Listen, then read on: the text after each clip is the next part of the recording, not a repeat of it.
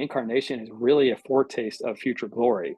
Hmm. Um, and how we get to partake of that now through the Holy, like John 14:15, right? How we get to be dwelling with him because of the Holy Spirit. That is, we get a little bit of that benefit right now until he comes again.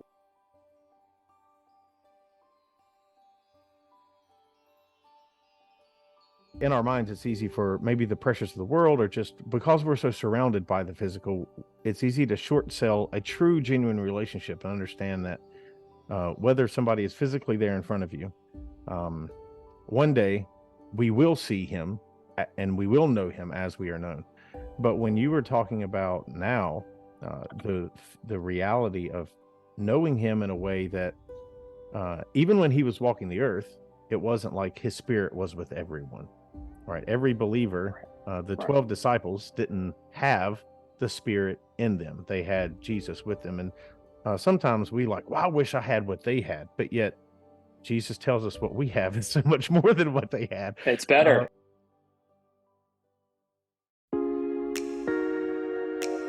From one disciple of Jesus to another. Yeah, and I think, I'm someone who, is a big proponent in discipling through relationships. I believe, that's the heartbeat of the gospel, moves at the speed of relationships. And so what that means is that Say that physical one. Yeah, say that relationships. again. Yeah, so it's actually a buddy of mine who is president of 6-8 Ministries, a good friend of mine named Spencer. He came up with this years ago. I wish I could have created it and trademarked it, but I didn't. But he says the gospel moves at the speed of relationships. And so the way the gospel transforms, obviously there's various ways, but one way is through the interpersonal relationship one has with another, or a connection. And that can, you can see that in Paul and Timothy. You can see that with the fact that Jesus is with 12 other people.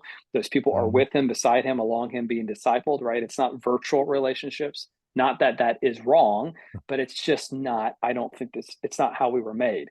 And the incarnation proves that, right? Because God could have very well easily just been a spiritual or virtual or distant being, and could have, I think this is another theological anomaly, but could he have not been incarnated and still done everything to procure salvation? I would say no. He had to be physically incarnated. He had to be like us in order to redeem fallen creation. But the fact that he did reaffirms the value of a physical relationship, the necessity of having physical relationships. And the fact that he hung out with 12 other sinners and a massive following as well of sinners reaffirms the value. And it's important, because if 2020 has taught us anything, is that relationships matter. And we've also learned how they are viewed not to matter, right? Why church attendance has sloped down is because we think we can virtualize relationships. And if that were true, then that one must ask, well, why would did God, the Son of God, have to become physical? So I think there's so much merit, not only just in redeeming humanity physically, but because there's something in all of us as human beings that crave the need and intention of having physical relationships with other people. And that's just not sexual or intimate, or that we're talking about just face to face, person to person, handshake to handshake, hug to hug. The deepest conversations I have with people rarely are they on a phone, right? They're in person, face to face. Everything changes. Everyone knows that. And I think that goes back to why that's true. It's also proven by the fact that God took on flesh, because physical relationships, I think, fundamentally matter for your own discipleship. Yeah. Yeah, we are wired for it, even to the point that I think that I guess a little bit of current events may bleed in, but when we don't have that type of relationship, we find it somewhere else.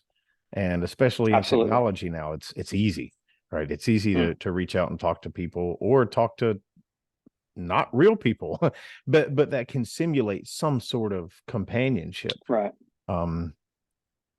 But I mean, isn't it interesting that the greatest technological advances right now are all about simulating a physical reality?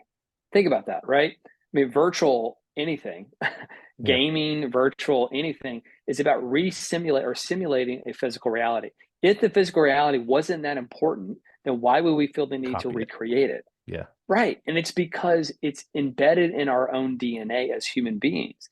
And God reaffirms that desire and need. Why? Because he becomes one of us. He literally becomes a human being just like us. And so, I mean, in response to the virtual, and it's not to say those virtual things cannot be used in positive, Oh, right, absolutely, right. just like the internet, right?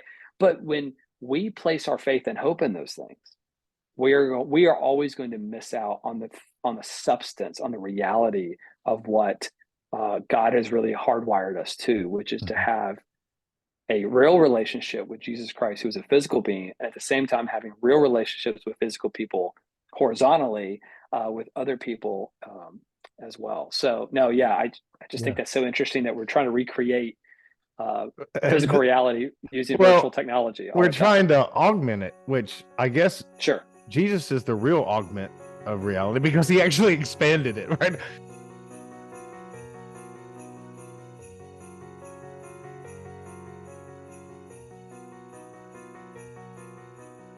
Because that is the restoration of creation. I guess back to what you say about the incarnation of Jesus, right? Is he laid hold of it and he goes, no, this is mine.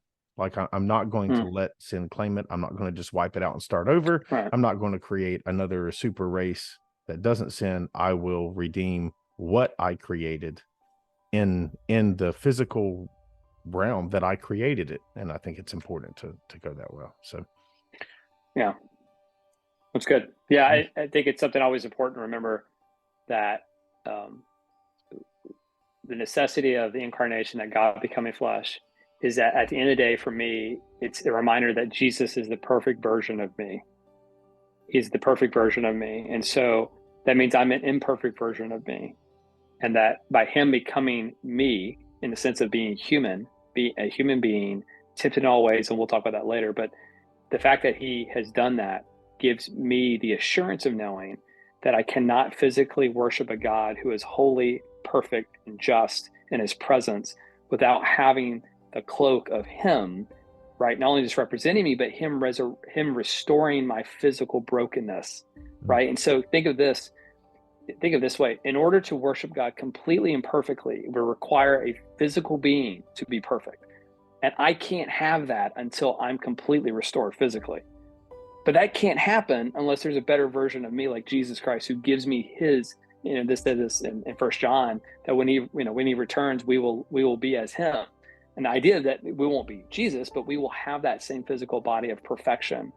And that again is that same body he had obviously post-resurrection, but that body is the same body he took on Yeah. Christmas. And so again, it all ties back to Christmas. My hope in worshiping God physically face to face, which is actually the hope of all of humanity, is to be restored to their creator physically, all begins on Christmas.